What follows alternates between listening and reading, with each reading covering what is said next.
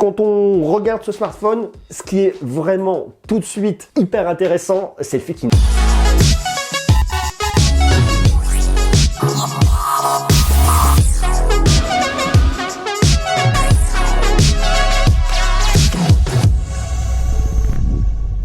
Je me suis posé une question. Vous allez me dire ce que vous en pensez. Et l'année dernière, je ne sais pas si vous vous souvenez, Oppo est arrivé en France avec une énorme conférence sous la pyramide du Louvre. Voilà, je fais la pyramide du Louvre. Je sais, une très belle chorégraphie. Et justement, Oppo a présenté à ce moment-là son nouveau fleuron, son nouveau flagship, son smartphone qui fait référence, en tout cas chez Oppo, et qui continue pour l'instant à être une vraie belle référence, c'est le Find X. La question est-ce que un an après, le Find X vaut toujours le coup? Oui ou non? Alors justement, j'ai ici un Find X, c'est ce qu'on va regarder ensemble, au-delà du côté un peu gadget de la caméra qui est juste très sympa. Est-ce que ce smartphone a encore un sens? Est-ce que ce smartphone est toujours d'actualité? Est-ce qu'il est intéressant par rapport aux offres qu'on a sur le marché actuellement? Alors vous savez qu'il y a une très grosse concurrence, ça je vous apprends absolument rien. Quand on regarde ce smartphone, ce qui est vraiment tout de suite hyper intéressant, c'est le fait qu'il n'a absolument aucune encoche. Il a des points positifs, il a des points négatifs. Je vais tout de suite vous dire ce que j'en pense. Il est sorti il y a un an, il coûtait quelque chose comme 1000 €. Aujourd'hui, il coûte moins cher, on peut le trouver à 799 €. D'ailleurs, si ça vous intéresse, je vous ai mis un lien en bas dans la description. Il y a des points forts, il a aussi des points faibles. Alors, en point fort déjà, c'est son esthétisme. Il a des finitions qui sont impeccable. Regardez, ce qui est très surprenant sur un smartphone, c'est d'avoir absolument aucun module caméra apparent. Vous avez juste la marque, ce petit dégradé légèrement bleuté sur les côtés. Le modèle qui est noté là, Find X Design by Oppo. C'est vrai qu'il est franchement super beau. Il est incurvé, il reste franchement très beau, très minimaliste. C'est un super beau design, il n'y a absolument rien qui bloque. C'est vraiment un très beau produit. Il peut être un peu glissant, ça peut être le côté un peu négatif. De l'autre côté, quand on est sur un smartphone comme ça, c'est pas étonnant qu'il soit glissant. Il faut mettre une coque de protection si vous voulez pas qu'il puisse potentiellement en tout cas vous échapper.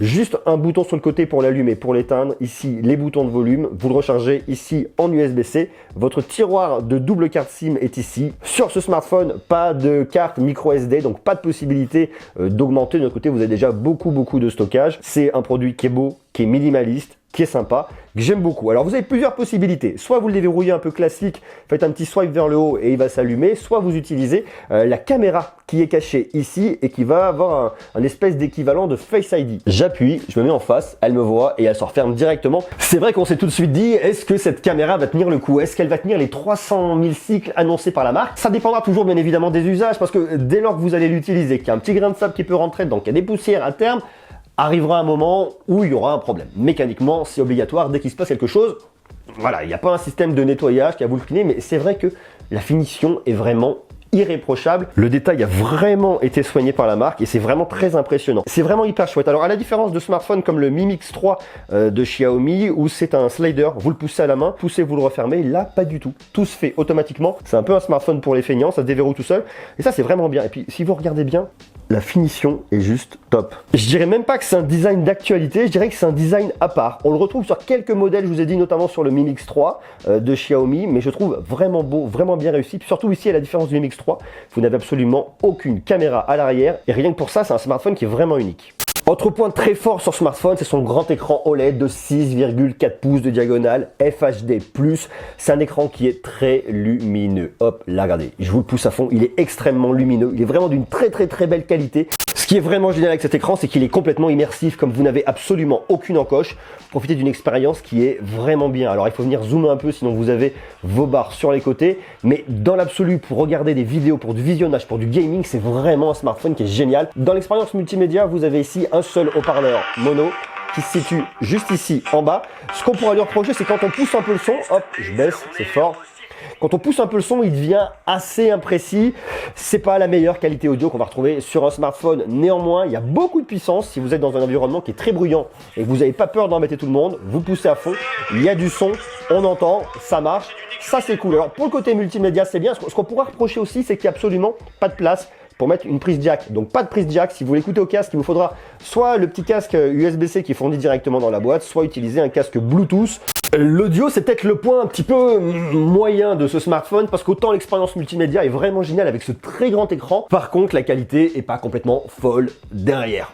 Ça, c'est peut-être un petit peu le point de regret, en tout cas un point d'amélioration que pourrait avoir Oppo sur son prochain modèle s'il sort un autre Find X.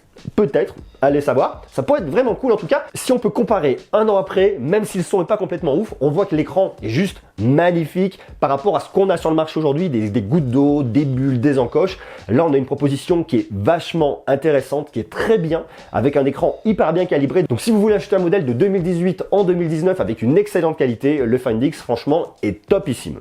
Maintenant vient l'épineuse question des performances, parce que là, on est sur un socle de l'année dernière. On est sur un Snapdragon 845. Alors, si vous avez suivi en décembre, Qualcomm a sorti son Snapdragon 855. Alors, pour ceux qui sont moins intéressés par le côté un peu spec, si vous y connaissez pas forcément en processeur pour smartphone, il faut savoir qu'on est dans les processeurs les plus puissants. Snapdragon 845, c'est le modèle de l'année dernière. Le 855, c'est le modèle de cette année. Et là, effectivement, là-dedans, on a le modèle de l'année dernière. Bien évidemment, le smartphone est sorti l'année dernière. Ça paraîtra logique. Alors, il y a une différence entre le 855, qui équipe pas mal de smartphones du marché, et ce 845. On va retrouver une différence en termes d'autonomie. On va retrouver une différence en termes d'intelligence artificielle. On va retrouver quelques différences. Mais dans l'absolu, le Qualcomm Snapdragon 845, qui est dans le Oppo Find X, est vraiment excellent. En plus, vous avez 8 Go de RAM. Donc, vous avez un smartphone qui est hyper fluide pour des sessions de gaming, pour faire tout ce que vous voulez. C'est un smartphone qui est réactif, qui est rapide, et même si on a le processeur de l'année dernière, pour moi, ça fonctionne parfaitement bien. Et d'ailleurs, si vous voyez la différence, je vous offre une boîte de chocolat au piment d'Espelette ou au piment très fort, comme ça vous ne le voudrez pas, vous me le réclamerez pas. Pour tout vous dire, il se classe en 24e position chez Antutu. Il est derrière le Galaxy Note 9, il est derrière le Razer Phone 2, deux smartphones qui sont très rapides. Donc là-dessus, on est aussi sur un smartphone hyper rapide et un smartphone qui reste vraiment d'actualité en termes de performance. Côté autonomie, c'est pareil, il reste vraiment d'actualité. On a une batterie de 3400 mAh. Au-delà d'être dans le côté un peu technique, et il faut savoir que sur un usage standard, on va pouvoir le garder 2 jours sans aucun problème. Mais surtout, le point fort de ce smartphone, et là où il n'y en a pas beaucoup qui lui arrivent à la cheville, c'est la recharge rapide. En une demi-heure, vous l'avez rechargé à 100%, de 0 à 100%. Vous avez un bloc de recharge hyper rapide, vous branchez, paf, ça part directement. Et ça, c'est un atout indiscutable. Vous pouvez regarder sur le marché des smartphones qui se rechargent aussi rapidement. Voilà, ça, c'est une vraie bête de compète et ça, c'est vraiment cool. Autre point qui fait de ce smartphone un incontournable, c'est la reconnaissance faciale. Vous avez sensiblement l'équivalent de Face ID ici. Vous appuyez, hop, il lève, il déverrouille, c'est rapide. Ça, je vous l'ai déjà montré, mais il le fait même dans le noir. Bon, là, on est quasiment dans le noir. Il y a juste un petit filet de lumière derrière, mais c'est impossible de voir mon visage, d'autant plus que je suis à contre-jour. J'appuie, il ouvre, il reconnaît mon visage, il déverrouille tout de suite. C'est vraiment hyper impressionnant. On a donc toujours affaire à un smartphone qui est top en termes de technologie, qui a un bel écran, qui va bien, qui se déverrouille rapidement. Et je vous en parlais tout à l'heure, le côté photo, vidéo qui est intéressant puisque l'appareil photo est caché ici sur le module à l'arrière et là sur le module à l'avant. Alors vous avez ici un double module photo à l'arrière. 16 mégapixels qui ouvre à f2.0 et 20 mégapixels qui ouvre à f2.2 et à l'avant vous avez une caméra de selfie de 25 mégapixels. La deuxième caméra à l'arrière vous servira pour le mode portrait. Ici pas de zoom optique, uniquement un zoom numérique x2. Soyons très clairs, le smartphone est bien, technologiquement il est intéressant, mais par rapport à ce qui se fait cette année en 2019, ça va pas être le photophone le plus fou. Vous allez chez Huawei sur le P30 Pro pour voir que le P30 Pro est au prix auquel était le Find X quand il est sorti. On a un gap qui est énorme. C'est pas du tout la même chose. À côté de ça, Huawei met une grande gifle à tout le monde en termes de photo. Même si aujourd'hui il est un peu moins cher, en photo ça va pas être le plus dingue. Néanmoins, il fait des clichés qui sont quand même pas mal, respectable. Je vous montre ça. Même si on a quelques photos qui sont pas trop mal, pour moi, c'est pas un smartphone qui est optimisé pour la photographie. Le rendu photo par rapport ailleurs à ce qu'on peut trouver à la concurrence est pas exceptionnel. J'ai essayé différentes photos, hein. Regardez, en haut, là, c'est un petit peu cramé. Si vous regardez au niveau de ma fleur, et pourtant, vous n'avez pas une lumière de dingue. C'est en ça que ce smartphone, pour moi, en 2019, est pas exceptionnel par rapport à ce qu'on peut trouver à la concurrence. C'est probablement le point faible de ce Find X. Et également pour les selfies, c'est pas le meilleur rendu. Au-delà que j'ai une vraie tête d'enterrement ce matin et des cernes pas possibles, la qualité est pas hallucinante. Le mode portrait fonctionne pas trop mal, mais bon, c'est vrai que je suis pas transcendé par ce smartphone dans l'absolu en termes de photos. J'ai un visage qui est extrêmement lissé, on dirait que je viens de gagner 10 ans, alors ça peut être sympa, hein, effectivement, mais bon, on est quand même assez loin de la vérité.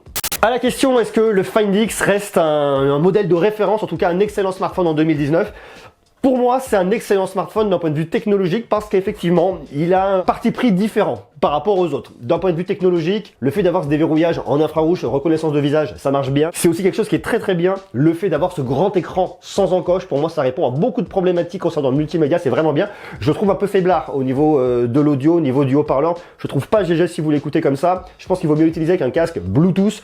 Là, ça pourrait avoir un sens. En termes d'utilisation, c'est un produit qui est bien, qui se recharge très rapidement. Si de ce point de vue-là, il est vraiment top. Maintenant, du point de vue de la photo, je trouve assez moyen. Si vous voulez un excellent photophone, si vous faites beaucoup de photos, beaucoup de partages sur les réseaux sociaux, pour moi, c'est pas le Find X qu'il vous faut. Je le trouve intéressant pour beaucoup de choses, mais ça, là, les caméras, pour moi, elles me transcendent pas. Après, ce que je veux inquiéter, c'est qu'il n'est pas de certification pour l'étanchéité et la poussière. Ça, je pense que ça vient très clairement du petit tiroir où effectivement, c'est un peu compliqué à certifier. Néanmoins, c'est aussi compliqué s'il rencontre de l'eau de façon accidentelle. Vous dire, voilà, mon smartphone a quasiment 1000 € et je vais pas le garder. Ça peut être aussi un point bloquant. Et autre point qui peut être aussi embêtant sur un smartphone haut de gamme, c'est le fait qu'il n'ait pas de NFC pour le paiement dématérialisé, notamment. Pour résumer, pour moi, c'est un excellent smartphone d'un point de vue technologique qui ouvre la voie d'une certaine manière, qui fait référence dans son domaine, qui maintenant n'est pas parfait. Ce smartphone, il est fait pour vous si vous aimez consulter du multimédia sur un grand écran et que vous écoutez au casque. Si maintenant à côté de ça, vous êtes un gros consommateur de photos, faites beaucoup de photos, beaucoup de partages sur les réseaux sociaux, pour moi, c'est pas forcément là-dessus que j'irai. Dites-moi ce que vous en pensez. Est-ce que vous l'avez déjà acheté, le Find X? Comment vous le trouvez? Est-ce que selon vous, les tours d'actualité en 2019, est-ce que vous pourriez l'acheter? Oui, non, quoi, comment? Vous marquez tout ça en commentaire. Je vous invite à consulter ma playlist qui passe par là. Donc vous allez voir tous les smartphones du moment. Il y a plein de smartphones qui vont arriver. Je vous en dis pas plus. Il y a beaucoup de choses qui vont arriver dans les jours, dans les semaines à venir. Donc ça va être hyper intéressant. Je vous invite donc à consulter la playlist et à vous abonner. Je vous embrasse. Je vous dis à demain. Ciao.